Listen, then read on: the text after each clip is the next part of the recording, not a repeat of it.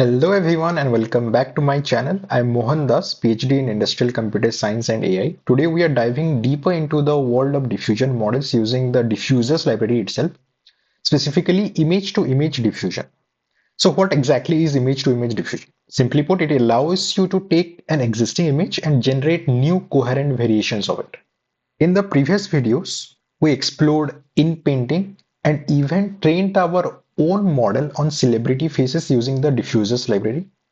Today, we are going to explore a core concept of image to image diffusion, something you will encounter very often if you're working on this field. Think about it this way. Whenever you see AI tools online transforming a person's photo into a completely new style or variations, that is very much like image to image diffusion in the action. Let's take an example here. Here we have a picture of Donald Trump and I manually colored his hair neon green. Right now it doesn't look natural. It's just a rough edit. The goal is to generate a realistic variations where the neon green hair looks natural, even if the model has never seen this exact image before. Something like this or something like this. So we start with the original image first.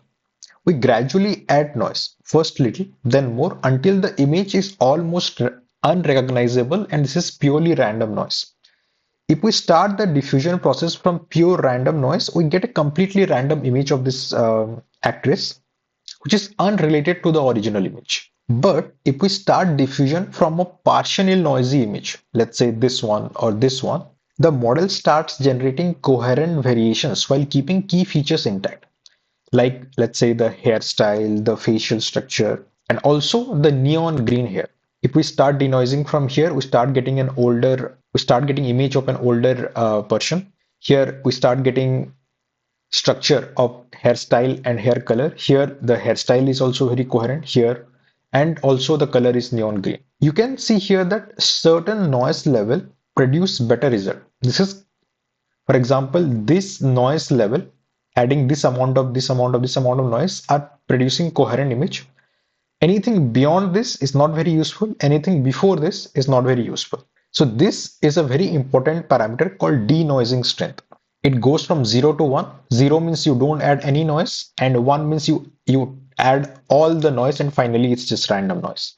The higher the denoising strength is, it gives the model more freedom to generate different variations.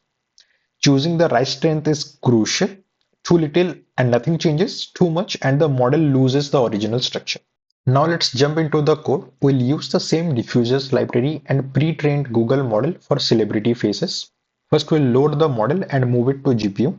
Then we'll load the Donald Trump's image that I edited manually.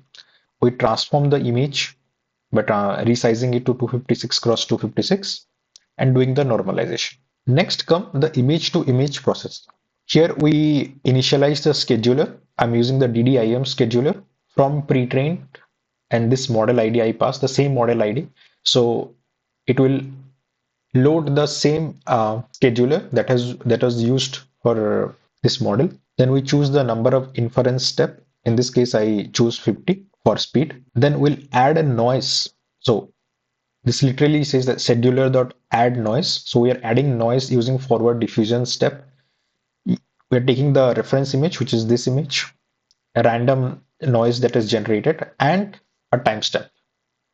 And this timestamp shows how much noise we are adding. So if the denoising value is, let's say, 50, then we add very slight amount of noise to the image. But if it's, let's say, 500, then a lot of noise is added.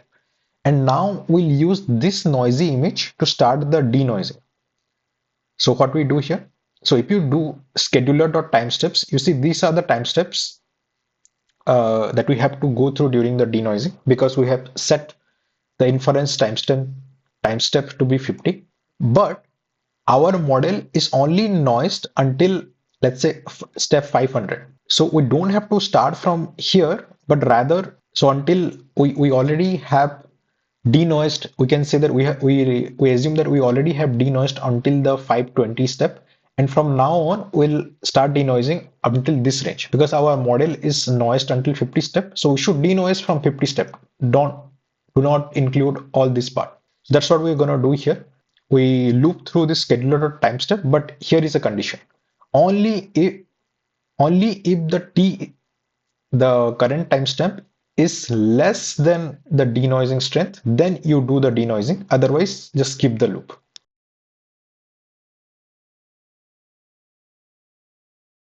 And if you do this, you see from this image, we get a variation something like this. To be honest, when not this image, but this image, this corrupted image. Now we can create multiple variations of the same by using different denoising strength.